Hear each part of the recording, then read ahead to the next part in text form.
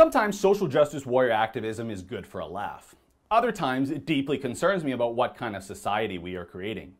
Universities are ground zero for this kind of stuff, and more, as you know by now, they are becoming these intolerant zones opposed to free speech and just about anything conservative in general. Today I'm going to bring you two examples of social justice warrior culture gone way too far. First, we'll start over at the University of Victoria, where last year the school's Women's Centre had to adopt a new name, opting for Third Space. This was done so transgender, gender variant, and non-conforming persons could also have a space to go to without feeling discriminated against.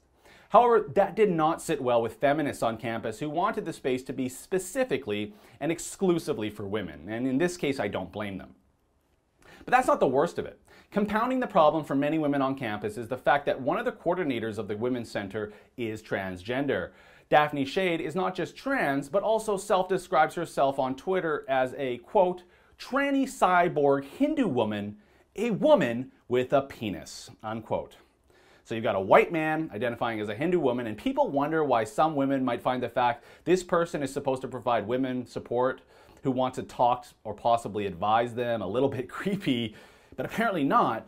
So if you're a female student at UVic and you don't feel comfortable having a tranny cyborg Hindu woman who's actually a white man with a penis as someone you can talk to, then don't you know it's 2017 and that makes you transphobic.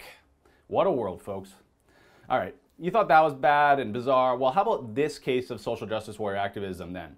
The city of Vancouver under Mayor Robertson and the ultra-far left progressive Vision Vancouver are currently hiring a program assistant at the Vancouver Parks Board.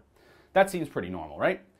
But not just anyone can have this job. No, you must be a part of the, quote, trans, gender variant, or two-spirit community, unquote.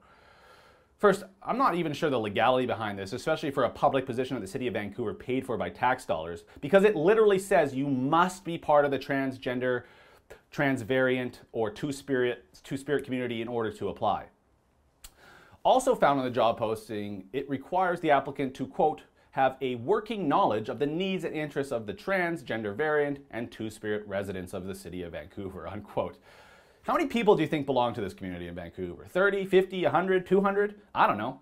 And do we really need to employ someone to ensure the Parks Board reduces barriers for members of these communities?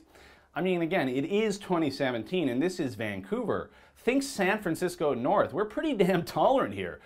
People like me, we don't care what you do or how you dress or who you sleep with. That's your freedom. But when our tax dollars are going to fund this kind of social justice warrior activism, that's where I draw the line. Also, I haven't even mentioned the fact this whole gender variant and two-spirit thing it really doesn't have any scientific backing at all. It's all just a creation of this cultural progressivism we see today.